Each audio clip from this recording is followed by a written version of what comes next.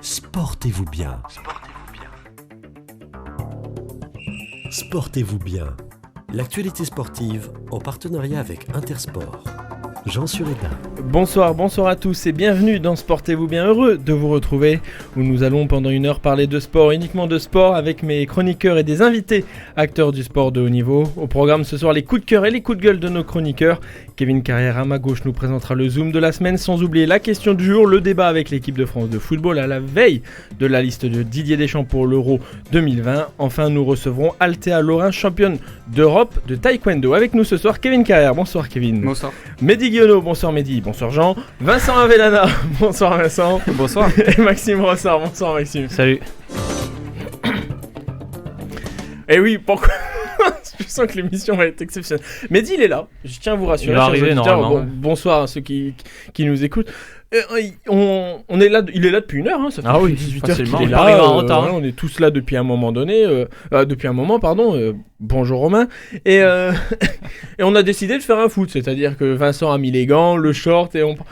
Le problème c'est que bon, il y a un grillage et puis vous savez, vous vous doutez bien qu'on a les pieds carrés, c'est pour ça qu'on est à la radio et pas sur un terrain quoi. C'est voilà. Et ben moi j'ai envoyé le ballon de l'autre côté, mais de l'autre côté c'est une grande résidence avec fermée, piscine. Ouais. Je vous donne en mille. Le ballon il est tombé où? En plein milieu de la piscine. Je récupère le ballon au bout d'un quart d'heure.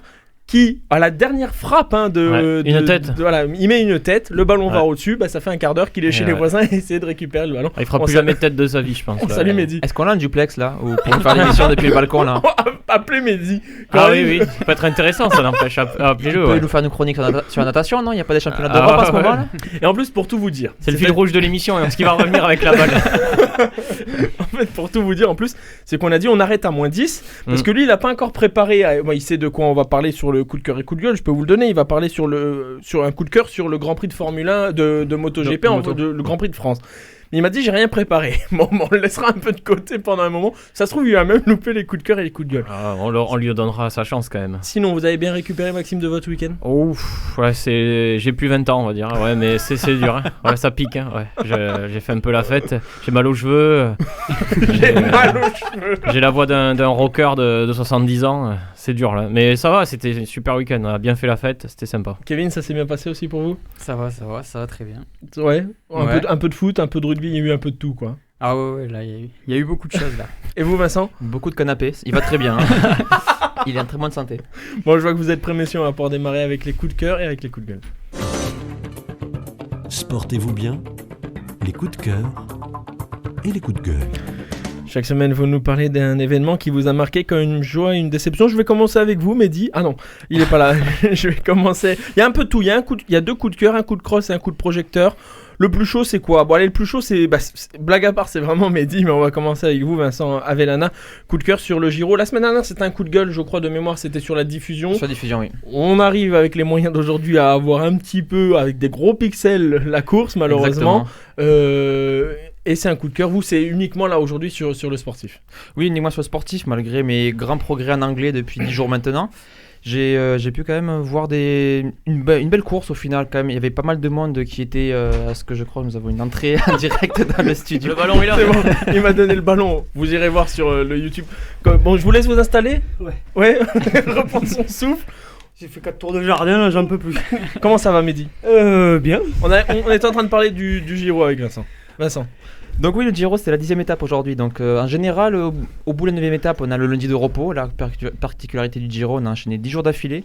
Ça a commencé traditionnellement par un chrono. Traditionnellement, c'est Ganna qui a gagné, qui est clairement le meilleur de la discipline actuellement. Finalement, si on fait le bilan de cette première partie de course qui était quand même plutôt propice aux sprinters avec quelques arrivées pour puncher et grimpers, on a eu quand même 3 ou 4 échappés qui sont arrivés au bout. On a clairement quand même Merlier et Ewan au sprint qui sont au-dessus. Ewan qui a gagné 2 étapes. Sagan aujourd'hui qui a gagné une étape au sprint, mais sur un sprint un peu particulier vu que son équipe Labora a vraiment durci la course pour essayer d'éliminer les purs sprinters et que Ewan a abandonné pour se préparer pour les prochaines échéances de l'année. Il y a quand même eu des belles histoires. On a Van der Horn qui a gagné l'échappée sur la 3e étape. Il y a 6 mois, il devait arrêter le cyclisme parce qu'il n'avait pas trouvé d'équipe. Il se retrouve à gagner l'étape vraiment au bout.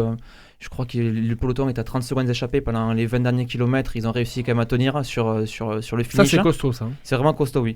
On a eu la grosse échappée avec Madère qui s'impose et Attila Valter, le jeune hongrois de la Groupama FDJ qui a récupéré le maillot rose pendant 3 étapes. Ça aussi, c'est une petite Un surprise. Hongrois qui s'appelle Attila, ça s'invente pas. C'est Ça obligatoire, va de toute façon. Et on a surtout le Français Victor Lafay qui a remporté une étape en échappée. C'était pareil, une étape plutôt pour baroudeur aussi. Il a réussi sur une quad finale, il a réussi à gicler du groupe vraiment un bon moment pour s'imposer. Lui aussi une surprise, 25 ans, son premier gros succès et sans aucun doute le plus beau succès de sa carrière. Mais la grosse étape c'était hier, c'était la première étape de montagne on va dire, avec une arrivée assez dure et surtout sur des chemins de terre comme aiment bien les Italiens, avec les Stradés notamment. Et alors que le Français Geoffrey Bouchard était en tête, dernier survivant de l'échappée, il se fait reprendre à 400 mètres par un Bernal survolté qui a fait exploser le peloton et qui s'impose facilement au final.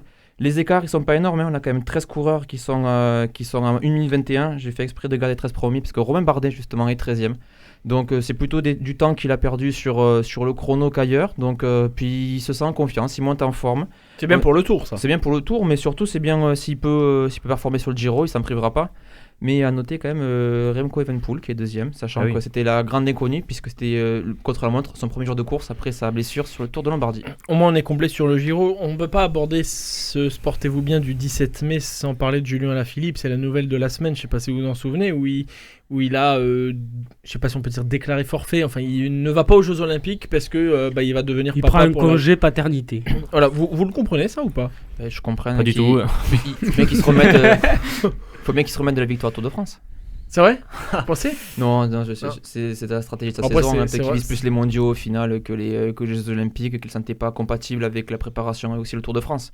Et ça peut être aussi vrai, il y a des sportifs qui privilégient la vie de famille et la carrière. Bien sûr, non, mais sur la vie de famille, je le comprends et puis je suis pas en mesure de juger qui que ce soit là-dessus, il n'y a pas de problème. C'est vrai que les Jeux Olympiques, ça reste quand même une fois tous les 4 ans. Enfin, oui, mais il ira à Paris 2024 et il gagnera Paris 2000. Non, il gagnera peut-être pas parce qu'à mon avis, le parcours ça va être tout plat. Ça dépend, hein, s'il part sur la vallée de Chartreuse, peut-être qu'on peut avoir un beau parcours. Oui, honnêtement, j'y crois pas trop. On verra en 2024. Oui. On verra ou sur une piste. À Longchamp. Énorme. Sur de l'herbe. Avec des chevaux en plus. Ça peut être sympa. Je vous laisse encore récupérer Mehdi. Je vais me tourner vers vous, Maxime Brossard. C'est bon, hein, moi j'ai du cardio, j'ai récupéré, c'est bon. Oh, mytho. On va parler de hockey sur glace, vous, Maxime Brossard. J'étais en train de me rendre compte que j'avais de la terre sur le coude quand même. C'est vraiment improbable, quoi. Je vais à la radio et je reviens tout crade. Bref. C'est beau. Je vais partir donc sur la NHL, mais comme je vous avais un peu annoncé la saison il y a peu, je vais vous parler maintenant de la deuxième partie de la saison qui a attaqué cette semaine avec le début des playoffs, donc les séries, comme le traduisent si bien nos cousins du Canada. C'est le premier tour, donc là c'est l'équivalent des huitièmes de finale si vous voulez. Et comme je vous l'avais un peu annoncé auparavant, cette saison, elle est raccourcie, donc il y a 56 matchs, mais surtout elle est divisée de façon, on va dire, régionale. Et c'est ce qui fait que ça affole vraiment les supporters, puisque en fait, si vous voulez, il y a quasiment que des derbies, que des chocs entre... là, il va y avoir un match entre le Canadien de Montréal et les Toronto Maple Leafs, qui sont deux franchises mythiques qui se haïssent en plus, donc il reste de la baston, on va rigoler. C'est un bon match, ça. Ouais, voilà, il y a un match entre l'équipe des Panthers de Floride et le Lightning de Tampa Bay, qui est par exemple les tenants du titre. Il y a plein de matchs comme ça en fait où il y a des grosses rivalités en jeu, et en plus de ça il y a l'enjeu de la qualif, à ajouter à ça du suspense en fait, puisqu'il y a eu quand même des rencontres qui ont commencé là, et il y a eu des matchs très très équilibrés et indécis. Pour vous dire, sur les 4 premiers matchs des séries, il a fallu, sur 3 matchs, il y a eu l'overtime, c'est-à-dire la prolongation. Il a fallu la prolongation pour départager les équipes. Donc rapidement, je vous ai fait une petite liste des confrontations. Donc il y a Carolina Hurricanes contre les Predators de Nashville, les Florida Panthers contre Tampa Bay, le tenant du titre, les Penguins de Pittsburgh contre les Islanders de New York, Washington contre Boston, Toronto-Montréal, celui où à mon avis il y en a quelques-uns qui vont perdre des dents, Edmonton-Winnipeg avec Edmonton le meilleur joueur de la ligue, Connor McDavid, le MVP. Colorado contre Saint-Louis. Colorado, je vous le mets dans le mille puisque c'est Bellemare qui y joue, c'est le seul Français qualifié pour les séries. Voilà, donc on va le suivre de très près. Et ils ont été élus meilleure équipe de la phase régulière. Et enfin, vous avez Vegas contre les Minnesota qui est un peu la surprise. Minnesota, voilà. Et donc, vas-y, oui, dites-moi. Vous avez un favori déjà? Ou c'est trop tôt? Non, c'est trop tôt. Mais je mettrai une petite pièce sur Toronto. Allez, je me lance, on verra si je me ferai flageller peut-être, mais tant pis. Je mets une pièce sur Toronto. En attendant, Washington. Ils passeront pas le premier tour, je dis ça pour les parieurs. Ah, purée. Ça sent une Timothée Rouillard ou une Marek Keita, ça. Vous verrez. Écoutez, j'espère pas me tromper, en tout cas, pour avoir un peu suivi la saison. Et oui, et donc là, rapidement, je vous mets dans quelques petites infos. Là, le premier match, tout premier match a été Washington-Boston. Il a été remporté par Washington. Et il y a eu aussi une surprise, puisque Vegas, qui était favori, a perdu contre le Wild du Minnesota. Donc, ils ont perdu en prolongation. Et enfin, surtout, le match qui a déchaîné les passions, c'était le derby de Floride entre Florida, donc Panthers, et Lightning de Tampa Bay. Un match qu'on n'attendait pas du tout, parce qu'en Floride, honnêtement, la glace, je sais pas trop si c'est l'élément préféré des gens qui habitent là-bas. Mais du coup, Ils jouent sur les Everglades. Ouais, c'est ça, et ça s'est fini donc à 5-4, victoire du Lightning en prolongation, avec le retour de Nikita Kucherov, qui est un des meilleurs joueurs de la ligue. Il revient juste pour les séries, le gars s'est pas fait chier, il a dit faites la phase régulière sans moi et puis je reviendrai après pour mettre 2-3 buts tranquille. Et on a vu surtout une célébration dont je vais vous parler rapidement en 2 secondes, qui est typique des supporters des Florida Panthers. C'est ce qu'on appelle le rat tricks, donc pas le hat tricks mais le rat tricks, c'est-à-dire le coup du rat. En fait, c'est avant un match de série, les supporters des Florida Panthers jettent des rats en plastique sur la glace. Alors je vais vous expliquer pourquoi. C'est lors de la saison 95-96. Ils avaient réussi en fait à accéder à la finale, et lors de la demi-finale, le joueur qui avait marqué le but décisif avant la rencontre, il avait tué un rat dans le vestiaire avec sa crosse. Et du coup c'est resté dans la légende, puisqu'en fait il y a le gardien de l'équipe de l'époque avait offert un rat en plastique, et du coup maintenant dès qu'ils sont en finale, ils jettent des rats sur la glace, et c'est très rare parce qu'ils sont très rarement en finale, les Florida Panthers. Faut en profiter. C'est une blague? Non, c'était pas une blague, c'est une vraie info. Ouais. Voilà. Oh la vache! Alors là, une tradition un peu bizarre du hockey. Ouais. C'est génial. Et ils en font quoi de ces rats en plastique? Et en fait, après, il y a des mecs qui les ramassent, ils les mettent dans un seau, je sais pas. Ils sont posés en fait à disposition des gens qui ont pris leur place. Surtout qu'en Floride, il y avait le stade était plein, donc c'était fou. C'était vraiment énorme, comme à l'ancienne, quoi. Et les mecs ont jeté leurs rats sur la glace et c'est parti. Après, c'était chaud. Heureusement voilà. qu'il n'y a pas Christian Clavier, parce qu'un rat, souris, clavier. Voilà, oh là là là. Non, je vais pas enchaîner après ça, je vous laisse face à vos propos. Je l'assume pas du tout, celle-là. Bon, la finale, c'est dans combien de temps? Oh, vous avez le temps, je vous en reparlerai. Ouais, ça va être fin juin, à mon avis, mi-juin, fin juin, on a le temps, tranquille. Bon, parce qu'on n'est pas à l'abri du Covid non plus, donc tranquille, quoi, on verra. On verra. Je compte sur vous pour bien sûr. tenir au courant. Je me tourne vers vous, Kevin Carrière.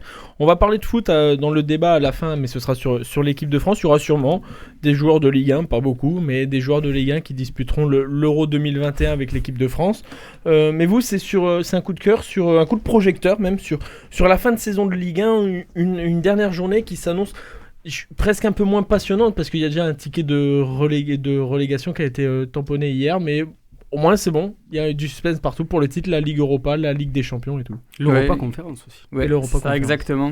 Donc du suspense à tous les niveaux, ça faisait longtemps que c'était pas arrivé en Ligue 1, tout le temps on a le PSG champion, enfin souvent, à part quand il y a eu Monaco, mais voilà, on a tout le temps les relégués, etc. Mais là on a du suspense à tous les niveaux, le titre Lille et PSG, la LDC Lyon et Monaco, et l'Europa League Conférence entre Lens et Rennes, et le maintien, la place de barragiste, ou de Nantes à Reims du 18e au 13e, on sait pas qui va être barragiste. Bon, en sachant que Bordeaux c'est pratiquement fait, Reims aussi. Bordeaux, c'est pratiquement fait. Ouais. Il faut qu'ils prennent, il faut que Brest déjà gagne Paris. Oui, déjà voilà, ça c'est compliqué, et qu'en plus ils prennent 4 ou 5 buts. Non, même pas. D'écart, juste qu'ils perdent il faut qu'ils perdent, il faut que Nantes gagne. Donc Nantes gagne, que Lorient et Strasbourg fassent match nul. Voilà, et ça, à mon avis, ça se fera. Ils vont s'entendre, ils vont se serrer la main, ils vont faire match nul. Il faut juste que Brest gagne, quoi. Ouais. Déjà, c'est déjà beaucoup. Voilà. En sachant que s'ils font match nul et que Brest perd contre Paris, Strasbourg et Lorient, c'est réglé, c'est maintenu. Bref, pardon. Oui, donc voilà, gros suspense pour la dernière journée, surtout quelques matchs Strasbourg-Lorient, le duel pour le maintien, parce que si l'équipe peut perdre, une des deux équipes pourrait descendre. Si Nantes gagne, Nantes qui est très en forme, 4 victoires en 4 matchs, qui affronte Montpellier qui joue plus rien. Et puis Nantes a son destin entre ses mains avec le Strasbourg-Lorient. Il arrange pas beaucoup de monde, le Strasbourg-Lorient en bas. Ouais, c'est ça. Donc Nantes pourrait se sauver alors qu'ils étaient au fond du saut il y a quelques mois. Et puis il y a un duel européen entre Lens et Monaco, quasiment défaite interdite pour les deux équipes. Donc Lens qui est actuellement en Europa League Conférence, mais que s'ils perdent, il y a Rennes derrière qui joue Nîmes, donc voilà, donc qui pourrait chipper cette 6e place. Et puis Monaco, voilà, la 3e place qualificative pour la Ligue des Champions, et Lyon qui est juste derrière. Par contre Lyon qui joue Nice. Bon, Nice joue plus rien, mais bon, c'est quand même pas un adversaire facile. C'est toujours chiant à jouer. Ouais. Et voilà, pour le titre. Je confirme que Bordeaux, ils doivent en prendre 3 ou 4 pour descendre. Parce que Lorient, avec le match nul, dans ces cas-là, ils ont un goal average inférieur. Mais non, ils ont moins 18 et Bordeaux moins 15. Donc il faut qu'ils prennent 3-0. Eh ben non, s'ils ont moins 18. Non, c'est Bordeaux qui a moins 15 et Lorient moins 18. Donc s'il y a match nul, ils reviennent au même nombre de points, mais c'est toujours Lorient qui est derrière. Ah bon ? Ils ont pas moins 9 ? J'ai étudié le sujet. Moins 9, c'est un petit Reims. peu. Ouais, c'est exact. Reims C'est Strasbourg et Reims.7. Oh, c'est chiant. Ah, c'est un bazar pas possible, mais Reims et Bordeaux, honnêtement, il faut les oublier. Voilà, c'est Strasbourg, Brest, Lorient, Nantes. Et je pense que Brest va serrer les fesses, quoi. Oui. Ok, bon. Et après, voilà, pour le titre. Gros suspense, pardon. Pour le titre, le PSG qui se déplace à Brest, qui peut encore espérer si Lille fait un faux pas à Angers, mais bon, tout le monde gagne à Angers, donc. Oui, bon, ça, ce serait quand même. Ils ont perdu la dernière de Moulin. Ils ont perdu les 8 derniers matchs. Ils ont perdu à Marseille. Sûr, mais la dernière de Moulin à domicile, je sais pas s'ils vont lâcher. Là, ils ont pas lâché contre Marseille. Et nous, ici à Toulouse, on va quand même regarder le 18e, qui est le potentiel barragiste et le potentiel adversaire du TFC. Le TFC qui jouera son barrage sur Beansport et Canal. Ce sera vendredi soir. Et on connaîtra l'adversaire du TFC demain soir. Demain soir, juste après la liste de Didier Deschamps, bascule sur Canal+ et ou Beansport. Et on aura le droit de regarder Grenoble-Paris. Le vainqueur viendra ici au Stadium de Toulouse pour essayer de se qualifier pour les barrages de l'accession en Ligue 1. On est d'accord pour le 4e et le 5e, c'est un marathon pas possible. Ce qui est normal. Oui, mais il y a une dynamique en finale. Le vainqueur de ce barrage-là aura peut-être un peu plus un supplément d'âme par rapport. Il y a 3 jours de récup. Il y a 3 jours de récup. Mais par exemple, je prends l'exemple d'un Paris FC qui joue à l'extérieur à Grenoble, qui se qualifie, rentre le soir pour repartir le. C'est parcours de coupe, hein. Ça fait alors c'est normal, c'est déjà bien qu'il soit là. Oui, normalement, il devrait même pas être là. C'est juste le d'accord. système des playoffs qui leur donne une chance, qu'ils la prennent la chance, et puis s'ils montent tant mieux, et sinon, voilà, c'est déjà bien qu'ils jouent un match de plus quand même. Ils vont pas se plaindre de ça, quoi. Enfin, moi, c'est comme au rugby, le 5e en Ligue 1, moi, ça, pas du tout. Sauf si c'est chaud, bien évidemment. Bon, mais dis-nous, il y a eu la France a été le centre du monde sur la planète moto ce week-end. Et Cocorico, alors malheureusement pas l'une des meilleures places, mais 2e et 3e pour les Français Zarco et Quartararo ce week-end au Grand Prix de France en MotoGP. Exactement, sur le circuit Bugatti au Mans, dimanche après-midi. Déjà pendant les qualifs, les deux Français avaient brillé, puisque Quartararo sur le sec avait fait la pole, et c'est important que je précise, sur le sec, et Johan Zarco avait pris la 5e place sur sa Ducati. Donc le Grand Prix s'était lancé sur une piste sèche, mais les nuages c'était menaçant, mais bon, d'après la météo, normalement la pluie ne devait pas tomber. Donc le Grand Prix part, Quartararo, Miller, Vignales prennent le dessus, s'échappent un petit peu, et puis très rapidement, je l'ai plus en tête, mais je crois que c'est au bout de 6-7 tours, la pluie commence à tomber, et alors là ça veut dire drapeau blanc, et ce qu'on appelle un flag to flag, c'est-à-dire que c'est quand on autorise les pilote à rentrer au garage pour changer nos motos et prendre l'autre moto qui a les pneus pluie. Et alors là, ça part complètement en cacahuète. C'était un truc qui n'avait pas été vu depuis 2018 en Argentine. Quartararo se trompe de stand, c'est-à-dire qu'il s'arrête dans celui de son coéquipier Vignales. Donc il faut qu'il aille encore plus loin chercher sa moto à lui. Enfin, c'est un peu le bazar. Voilà, on n'y comprend plus rien au classement. Les pilotes repartent. Rins qui est sur Suzuki, qui était 2e et qui pouvait aller au bout, tombe juste après. Marquez chute aussi. Voilà, Miller qui était le plus rapide prend une pénalité parce qu'il est rentré trop vite dans les stands, donc il prend 2 longues laps. Donc Quartararo se retrouve devant, mais Miller juste derrière. Miller qui était beaucoup plus rapide le rattrape très rapidement et passe devant.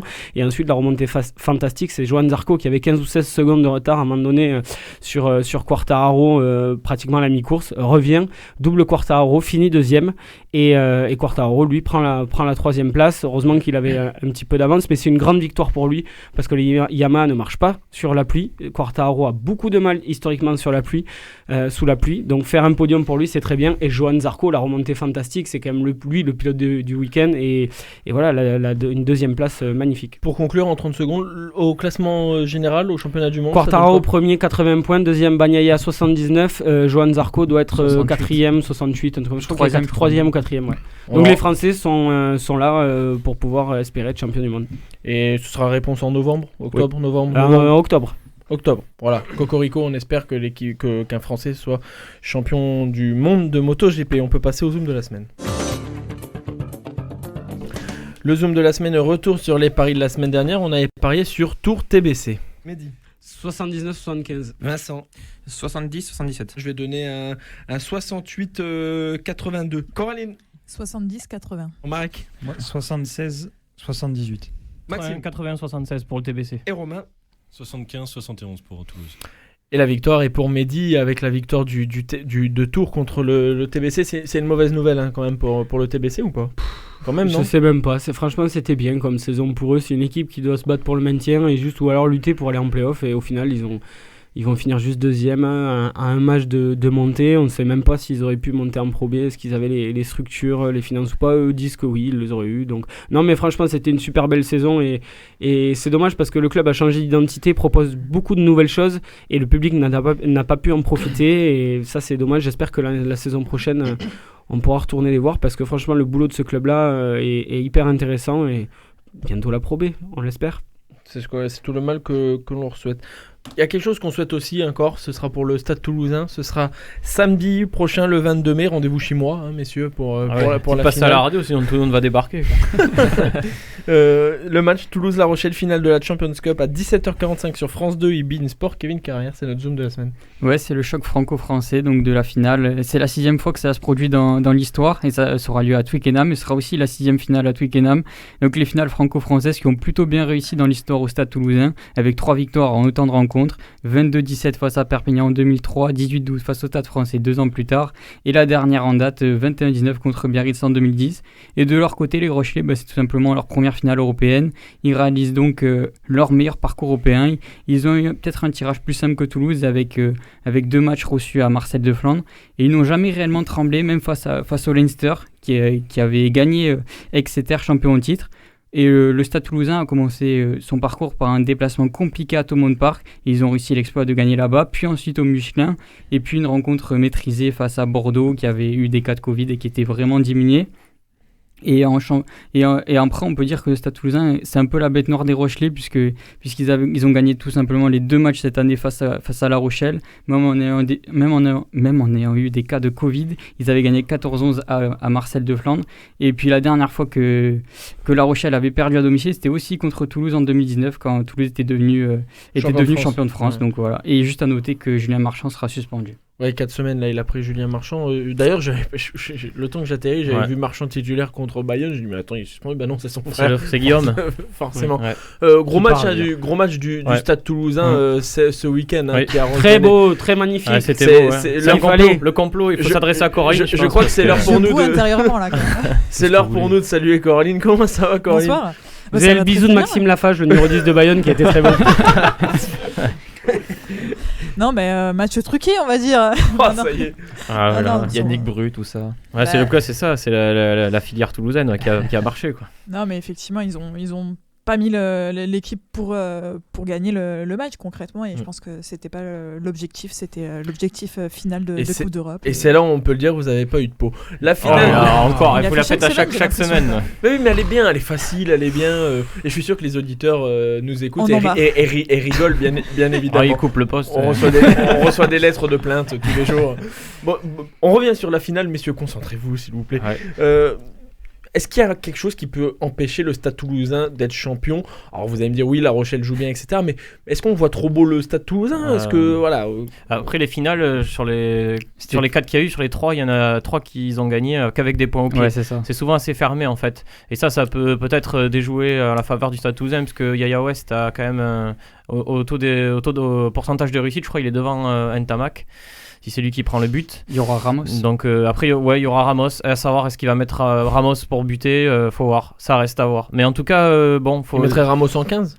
Oui, mais Oui, il pourra le sûrement. faire buter dans tous les Oui, cas. oui, C'est bien pas un sûr. problème. On peut faire buter un deuxième ligne. Genre, rappelez-vous de Grant John Hills pour l'Australie qui Et puis butait. moi, je suis pilier. Et je- ouais, je bien sûr, bute, ils hein. mettaient des pénalités de 50 mètres Dans les du talon. piscines, directement. Pardon Dans les piscines, directement. Ouais, exactement. Il y en Non, a qui non, mettent des mais- têtes. Alors, bon. Écoutez, honnêtement, ça reste assez ouvert puisque le Stade Toulousain a l'expérience et La Rochelle n'a pas la pression. Donc vraiment, c'est assez difficile de pronostiquer. Après, pour les résultats actuels, il y a beaucoup de gens qui s'alarment sur le fait qu'ils ont perdu à Toulon et perdu contre Bayonne. Ils avaient perdu contre Montpellier avant d'aller au Munster. Donc voilà, si ça Ouais. peut vous aider à vous rassurer, je pense que le Stade, ils seront prêts, vous inquiétez pas. Et sans manquer de respect à Bayonne et à Toulon, on n'aborde pas la même manière un Non. match à Bayonne où on est déjà leader du top 14 Oui. à une finale de Coupe d'Europe de rugby. Enfin j'espère. Les pronostics, messieurs. Toulouse-La Rochelle. Allez, Coraline. Victoire de La Rochelle 15-18. Elle est énervée. Ouais. Tout le monde va te mettre Toulouse, donc bon. Elle nous fait une. On compte les 80 minutes, hein. Je dis ça pour. Mehdi va mettre match nul. Je dis ça. Je dis ça pour Mehdi. Mehdi. 18 partout, victoire. 18-18. Victoire en prolongation du Stade Toulousain. Victoire ST. Ok, Vincent. 27-22. Ah voilà. Moi je donne un 18-10. Romain. 21-17 pour Toulouse. 21-17. Kevin. 27-18. 27-18. Et Maxime. 23-15 pour Toulouse. 23-15. Cocorico. Enfin, de toute façon, dans tous les cas. Oui, c'est Cocorico. Hein, ouais. Dans tous les cas. Mais bon, on salue tous les auditeurs de La Rochelle qui nous écoutent. Il y en a pas, je crois. On espère que le Stade Toulousain. J'ai mis sera- ça juste pour rigoler parce qu'en vrai j'ai mis 27-7 pour Toulouse. Ouais, bon, allez, je vous compte 2. Allez, 27-7. Voilà. Comme ça, c'est fait. On peut passer à la question du jour. Sportez-vous bien? La question du jour. Une question et 4 minutes pour y répondre. Elle est très simple. Il y a quelqu'un ici qui doit y répondre, mais dans la fraction de seconde. Qui est Augustin Pujol. Ah, Qu'est-ce que c'est que ce truc? Il a joué à Sochaux. du tout. Non, c'était un autre Pujol qui a dû jouer à Sochaux. Je sais plus comment il s'appelle. Non, un pas, non, c'est Loïc Pujol Loïc qu'on avait Pujol, reçu, ouais. qu'on avait reçu On avait en reçu, début en plus, d'année. ouais. C'est pareil. C'est quoi? C'est Sportco? Non, c'est pas un volleyeur. Du tout. C'est un Sportco? Oui. Foot. Non. Vous pouvez répéter le nom? Rugby? Un Voilà. joueur de rugby. Qui est Augustin Pujol. Ça me dit rien. C'est le du tout. créateur du Ça club vous de dit Blagnac. ça- Créateur ça de la vous- Coupe d'Europe. ça vous Ça, dit c'était pour rien. Maxime. Créateur de la Coupe d'Europe. Ça vous dit C'est rien. le ça me dit créateur rien. du club de Blagnac, le premier. Ah non, c'est pas lui qui a J'en sais rien moi. Non. Non, C'est un rapport avec Blagnac? Non, du tout. C'était un joueur 20e siècle. Non, alors il est décédé malheureusement. C'est début du 20e. Il a fait les Jeux Olympiques. Non. C'est récent. C'est le premier capitaine qui a soulevé le bouclier. Non. C'était en 1912, le premier bouclier du stade. Mais c'est un rapport avec le Stade Toulousain? Ah oui. Ah. Bah c'est. Qu'est-ce que ça pourrait être? Il a marqué un essai. La première Coupe d'Europe. Non. Ah non, c'est c'est un en rapport avec ça 96 la Coupe. La Coupe d'Europe, Pujol. Alors là, Je sais pas. Je suis en train de regarder en quelle année il est décédé malheureusement. C'est un joueur ou un dirigeant? C'est un joueur.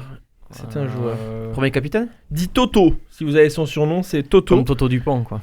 Alors c'était un pilier mais Ah d'1m72. bah, à l'époque, ouais, Oh, c'était des c'est trucs de trop fou. fou, hein. Et il petit est, à l'époque, il est né à Toulouse en 1883. Il est décédé en 1962 malheureusement à 78 ans. Oh, purée, c'est chaud là. Premier joueur à devenir Je- entraîneur ensuite. Je vais me tourner vers Maxime. On était où? On va raconter Ah, la c'est le nom de- Vallon. On était Ernest Vallon, ouais. Et qu'est-ce qu'on a regardé, Ernest Vallon? Ah, les internationaux, vous avez regardé? Ah, c'est le premier international du Stade Toulousain. Voilà, merci. Ah, il fallait s'en souvenir. Merci. ouais. Et en fait, il compte une seule sélection. Sa seule sélection, c'est le premier match de l'histoire du 15 de France contre Ah ouais. les All Blacks le 1er janvier 1906. Voilà, et c'est le premier international français du Stade Toulousain. Parce que Incroyable. quand on va au stade Ernest Oui, Vallon, oui. il y a une grande plaque et on a regardé parce que Regardez, j'étais ouais. avec, J'ai fait visiter. avec un ami qui est de Belfort, Maxime, que je salue. Ouais. J'ai été entouré de 3 Maxime Ouais, ce c'est jour-là. en plus, ouais. Et il disait, ah bah moi je connais Baye, je connais Arinaldo C'est vrai, Ki. ouais. Genre, je sais Il pas nous le disait dire, qu'il ouais, connaissait, comme il connaît pas trop voilà. lui. Et c'était puis rigolo, je ouais. l'ai laissé regarder, et puis moi je montais le plus loin, 1904, et je regardais 1900. Et ben voilà, je dis voilà, c'est bon, j'ai ma question du jour. Donc je suis Bien déçu, joué, vous avez mis du temps. Et vous avez même pas trouvé, c'est Mehdi qui a trouvé. Ah oui, oui, ah bah après, c'était pas évident, hein, mais je m'en souvenais même plus. Ouais, Vous avez des souvenirs de ce joueur? Ah bah écoutez, alors là, 1906. On est à Lucas. Ah, là c'est compliqué. Hein. Là faut connaître quelqu'un qui soit né en 1800. À part Lucas à Serdic. part Highlander, je vois pas qui peut trouver la réponse là. Bon, J'essaierai de retourner au stade Ernest Vallon, mais je vais aller sur les murs, vous savez, les plaques. Je vais prendre un nom au hasard et je vais dire quelle année qui est lui. En quelle année a joué issu de secours? Et il a joué dans beaucoup de clubs, j'ai l'impression. Merci messieurs, on va pouvoir se retrouver dans moins de 3 minutes avec notre invité. À tout de suite. Sportez-vous bien. L'invité. Nouveau sport dans Sportez-vous bien. À quelques semaines des Jeux Olympiques, notre invitée est championne d'Europe 2020 de taekwondo. Althea Laurin va disputer ses premiers Jeux Olympiques cet été à Tokyo et nous fait le plaisir d'être avec nous ce soir. Althea, bonsoir. Bonsoir. Merci d'être avec nous en direct dans Sportez-vous bien. Juste avant, on a appris qu'un chroniqueur, Kevin, faisait du taekwondo à 4 ans, c'est ça, Kevin? Ouais, c'est ça. Et ça vous a pas plu? Vous avez arrêté? Non, j'ai Vous commencé auriez pu le faire foot une après. belle carrière quand même. Enfin, Oh, bon, parce qu'il s'appelle Kevin Carrière. Bon, Althea, pardon pour cette petite parenthèse. Pouvez-vous nous présenter les grandes lignes du taekwondo, s'il vous plaît? Alors, le taekwondo, c'est un art martial coréen. Il utilise principalement les pieds et les poings. Il y a 3 disciplines principales qui sont le combat. Le pumse, c'est une sorte de forme. C'est comme c'est des techniques qui sont enchaînées et qui sont répétées. Okay. Et le freestyle. Vous êtes sur l'un des 3 forcément. Est-ce qu'on teste tout avant ou on se spécialise tout de suite? En général, on se spécialise tout de suite. Et vous avez pris... Allez-y, pardon. Pour moi, c'est le combat. Et qu'est-ce qui différencie le combat du freestyle? Alors, vous avez dit le combat, c'est pieds et poings, c'est ça? Toutes les disciplines sont avec les pieds et les poings. Oui, mais le combat, on a un système électronique qui demande de la précision, de la force et de la rapidité. Et les 2 autres? Et dans les 2 autres, c'est plus au visuel. D'accord.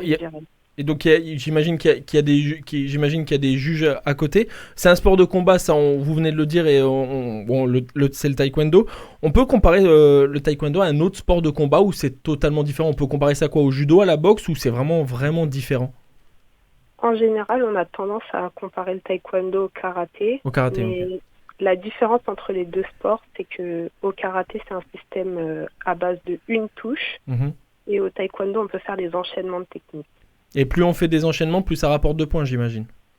Oui, mais il faut mettre la bonne force. Il y a un certain seuil à dépasser pour pouvoir marquer les points. D'accord. Et comment vous êtes venu au taekwondo? Parce que Kevin, lui, est tombé dedans petit, c'est ça, hein, Kevin? Comment vous êtes venu à faire du taekwondo plus jeune, j'imagine?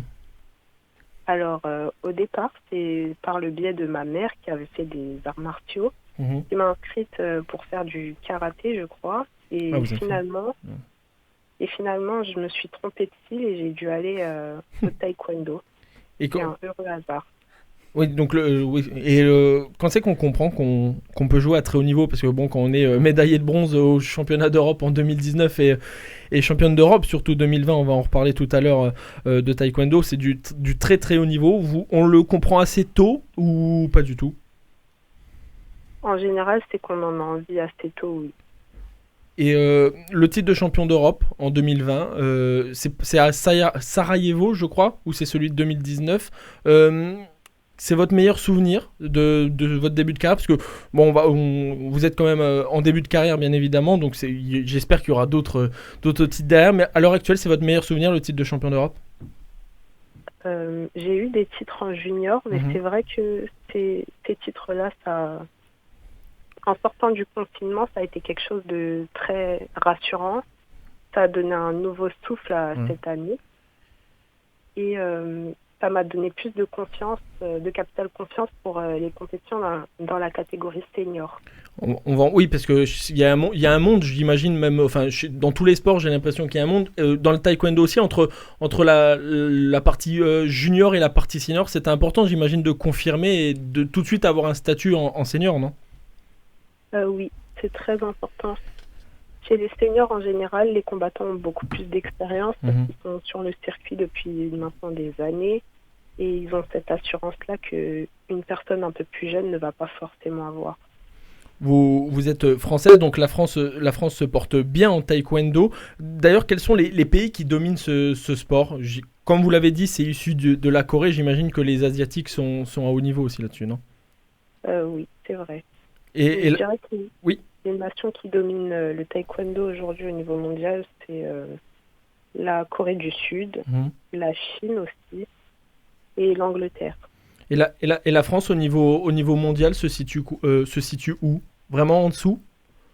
On est bien placé. On commence à avoir une nouvelle génération qui arrive très fort. À votre image, d'ailleurs. On est plusieurs combattants comme ça, donc c'est plutôt bon signe pour la suite. Et les moyens pour que la France arrive à s'émanciper, les moyens sont les mêmes qu'ailleurs, ou on est quand même en dessous peut-être de la Corée, de l'Angleterre en Europe?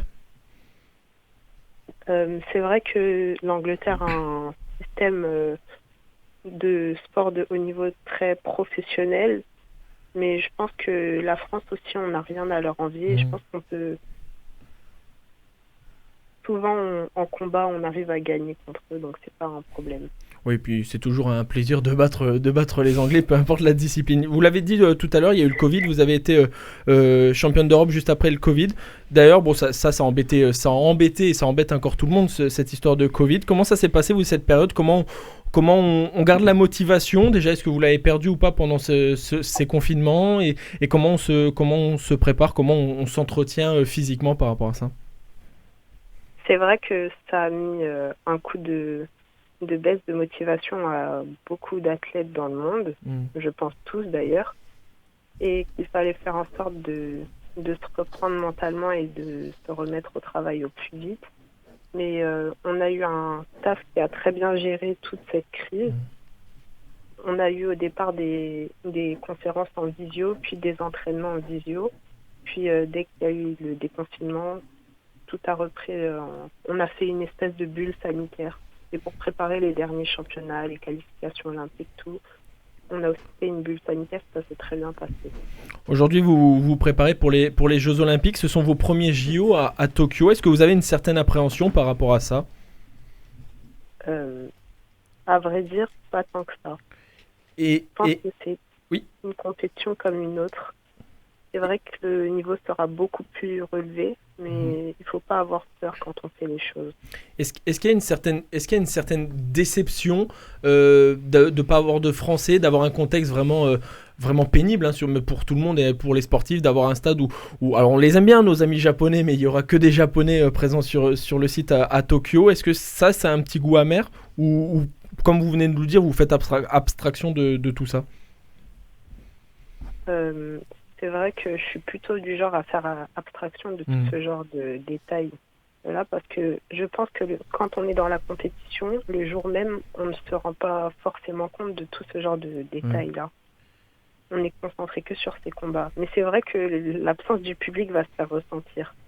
C'est sûr que le public a toujours tendance à nous porter, même inconsciemment quand on est dans notre bulle de combat.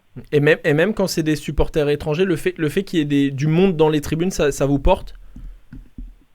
Oui, aussi. Il y a les prochains jeux. Oui, il y a les objectifs de médaille déjà ou pas? Quand on est champion d'Europe, j'imagine qu'on a une certaine ambition pour aller à Tokyo. Oui, bien sûr. En général. Et on se prépare pour. Et l'objectif, c'est une médaille, peu importe la couleur, non? Non, on vient chercher le meilleur. Oh, voilà, on va chercher l'or.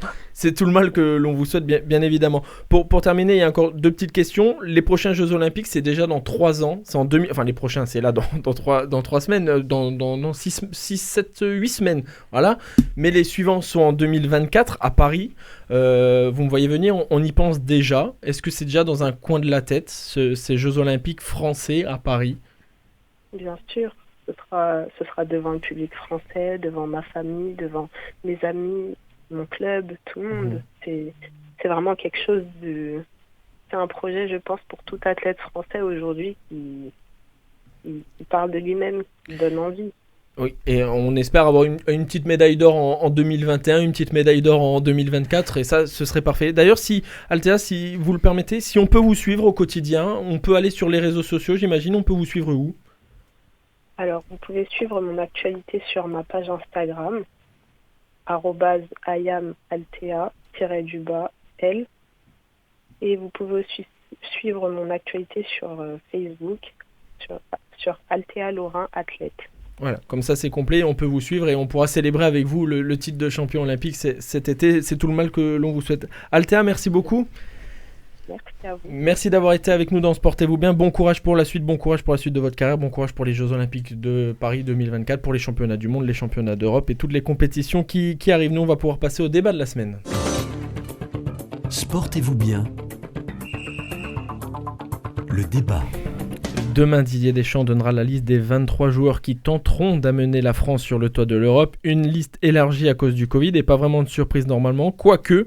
Mais si on va essayer de se mettre d'accord, je vous donne déjà une info Sportez-vous bien. Je ne serai pas dans la liste de Didier Deschamps. Quelle erreur.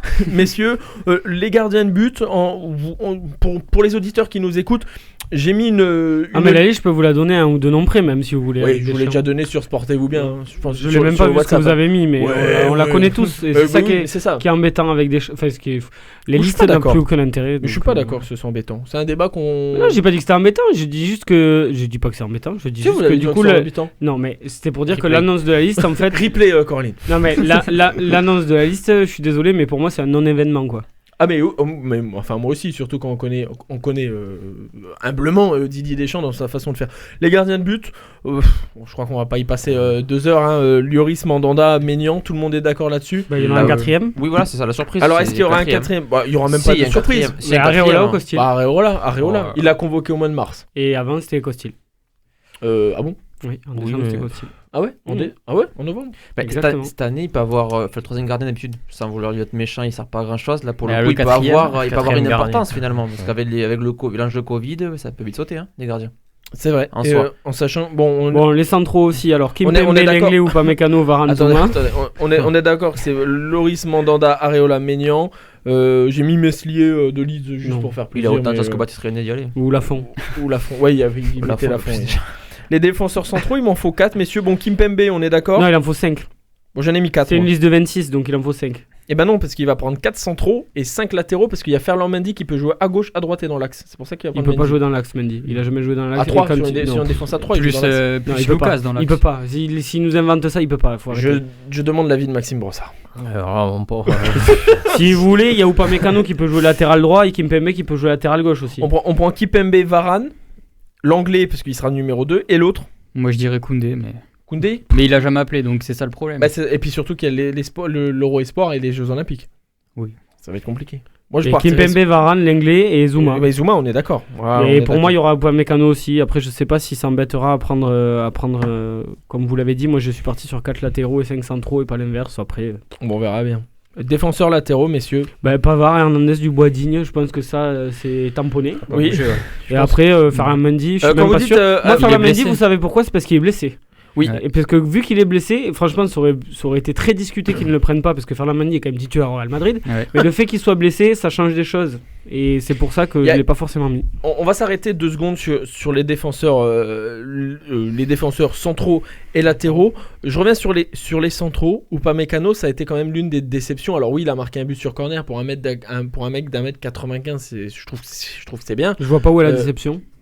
Bon, il a pas été. C'est un gamin qui a 22 ans, qui a 3 sélections. Alors maintenant, si vous voulez en attendre des montagnes, et que tout le monde n'est pas Mbappé. Mais bien sûr, mais et on a vu qu'il avait des qualités. Il a des qualités. Depuis, il a plus été convoqué une fois par Deschamps.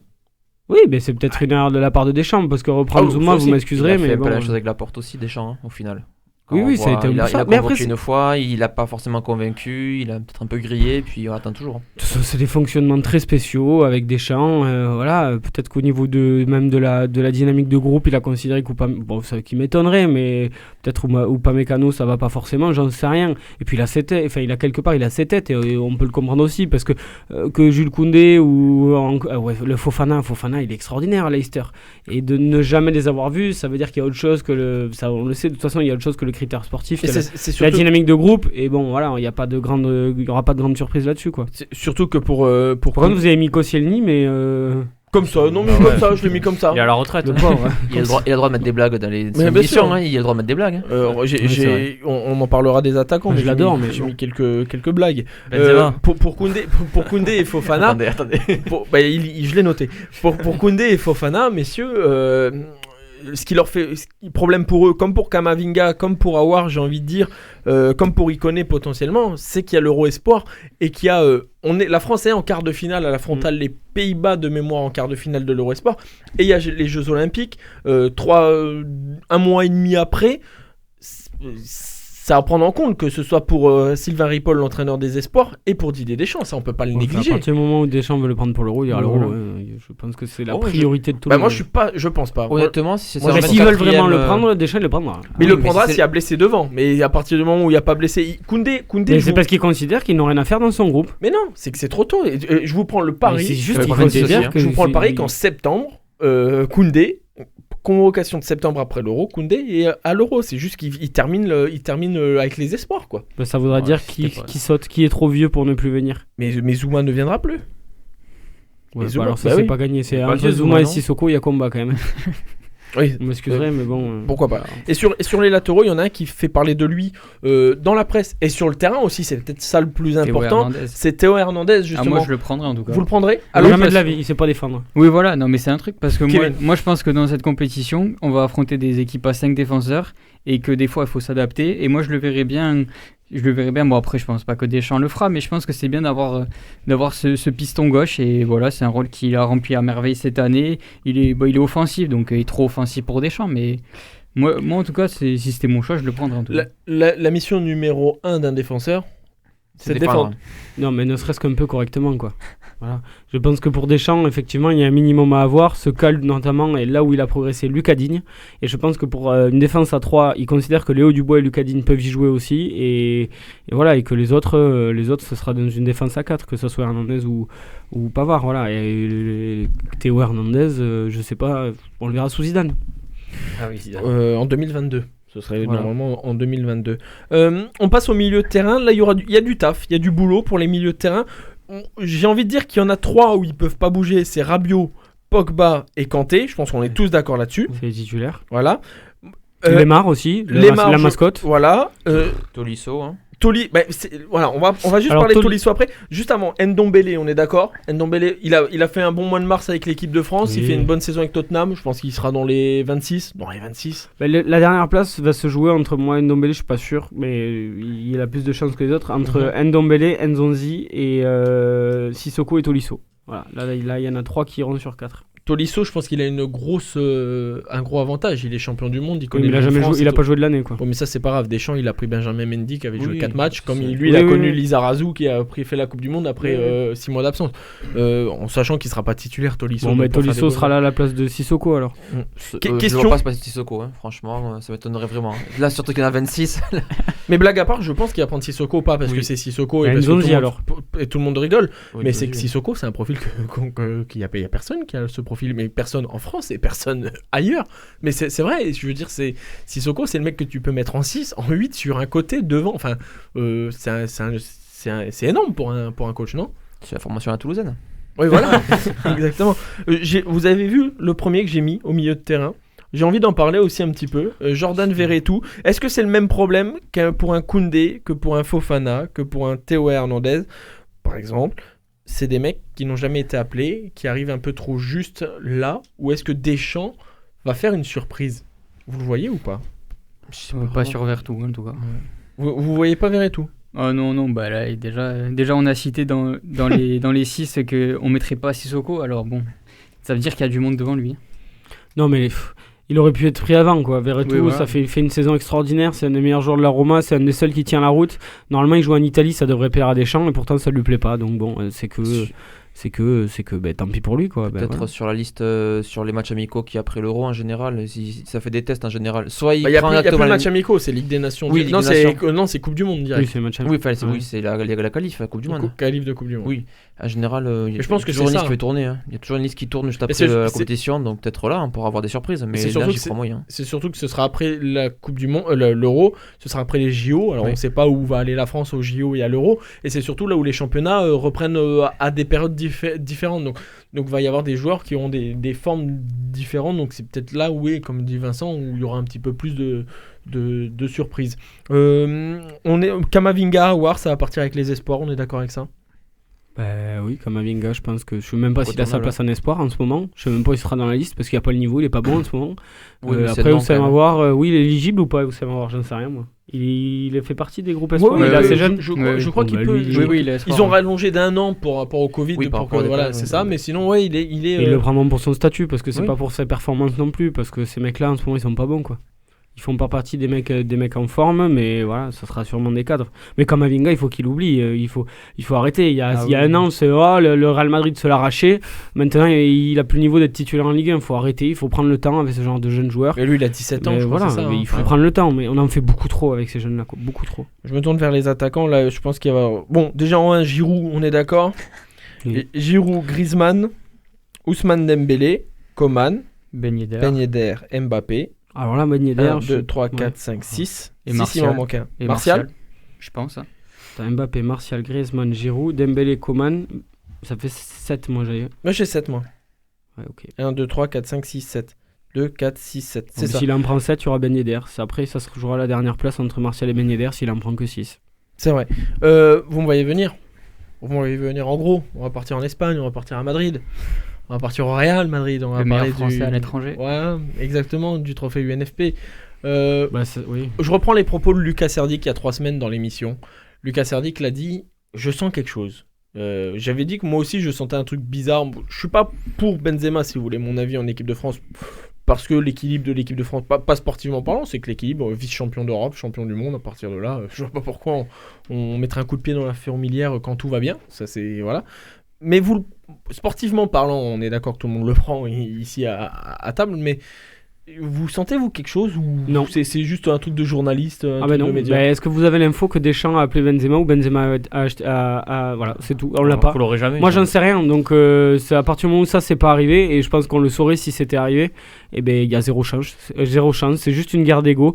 Deschamps considère que Benzema a fait des choses. Benzema considère que Deschamps a fait des choses. C'est une guerre de butée et voilà, ils sont butés aussi autant l'un que l'autre. Et tant qu'il y en a pas un qui fait un pas vers l'autre, il y aura rien du tout, tout simplement. Moi, je considère juste ça. Après, la question est juste là, quoi. Vous êtes d'accord avec ça, vous, Kevin? Ah oui, pour moi, Benzema n'ira pas. Hein. Les signes, c'est la liste élargie à 26 en ce moment c'est la star du Real qui pousse tous les jeunes à côté de lui vers le haut, mais Deschamps, je pense qu'il s'en fout. Hein. Et au Géo? Non, il y aura Gignac. Ouais, alors ça, ce serait super. Ce serait super d'avoir Gignac aux Jeux Olympiques. Ouais. Votre regard sur Benzema, vous êtes d'accord avec Kevin et Mehdi, il sera pas sportivement il pourrait y être, mais je pense pas qu'il y soit vu le contexte, vu qu'il y a quand même plusieurs fois la FFF a pris le temps de dire qu'il n'irait pas, donc je vois pas pourquoi ça bousculerait à ce niveau-là. Et vous, Maxime? Moi je me rends compte qu'on va pouvoir ressortir la chanson de VG Dream, quoi. Il y a les mêmes noms qu'en 2018. Est-ce que c'est blague à part, est-ce que c'est bon signe d'avoir le noyau dur de... sans réfléchir comme ça, il y en a... Sur 23, il y en a 18. Quoi. Ouais, voilà, sur 23, il y a 18 champions. C'était bien passé en Corée du Sud, il me semble, à l'époque. Ouais, mais il y avait le titre de champion d'Europe juste avant. Le Sénégal. Il y avait le titre de champion d'Europe juste avant où la France a... Où il y avait eu renouvellement. Non, pas plus que ça. Hein. Je m'excuserai, mais... à part Charbonnier qui s'est fait remplacer par Ramé, à part... Vieira, qui était titulaire déjà dans l'équipe, Wiltord qui a joué beaucoup plus. Carambeu qui s'est fait... Non, Carambeu, il était là. Oui, mais il jouait moins. Il y a eu du turnover dans l'équipe titulaire. Guy Varche qui s'est fait remplacer par Anelka. Bon, voilà. Mais le noyau, il était là. Mais l'équipe titulaire n'était pas forcément la même. Et ça jouait beaucoup mieux au foot qu'en 98. En 2000. Donc ça a en 2000, oui. Donc il y a beaucoup de choses qui avaient changé. Mais or là, nous, on n'a rien changé. Mais moi, je suis pas d'accord. Sur les 11 de France-Italie en 2000, les 11 sont champions du monde en 98. Les 11. Alors, regarde, déjà fini. C'est déjà fini. Les 11 sont champions du monde sur la Oui, mais ils n'étaient pas forcément titulaires en finale. Il faisait partie des remplaçants Vira, je suis désolé, en 98 il est remplaçant. Il a joué la finale d'ailleurs, Vira, non, en finale. Il rentre peut-être, mais il était pas titulaire. Il joue 2 finales lui, il fait 98-2006. J'étais pas né moi. C'est vrai? Mais ça ressemble à la même chose puisque Deschamps de toute façon vit dans ce rêve-là de refaire la même chose. Donc évidemment, oui, ça y ressemble beaucoup. Voilà. Et puis écoutez, il n'y a plus qu'à espérer que ça le fasse parce que si on sort avant, moi je serais le premier à le détruire en tout cas. C'est vrai? Bah oui. Kevin Carrère, vous étiez pas né vous en 98? Et ni en 2000. Non, c'est vrai? C'est incroyable. Il est en novembre 2000. C'est le seul homme qui est né au 21e siècle dans cette émission. Bon, c'est déjà l'heure, messieurs. Merci à vous. Merci à Romain et Coraline à la réalisation. Merci à vous, chers auditeurs. On se retrouve nous la semaine prochaine. On devrait parler de lutte normalement la semaine prochaine. On se retrouve lundi sur Sportez-vous bien. À bientôt.